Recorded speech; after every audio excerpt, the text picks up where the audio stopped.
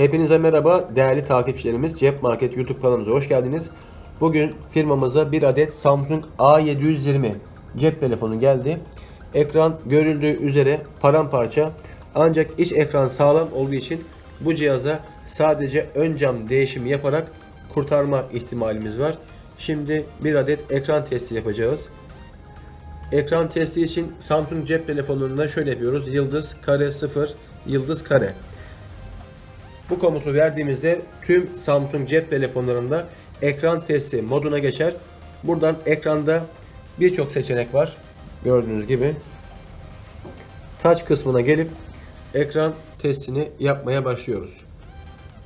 Bu yeşil çizgiler tamamlandığında ekranımızın sağlam olduğunu ve sadece ön cam değişimi ile ekranı tekrar geri kazanabileceğimizi anlıyoruz.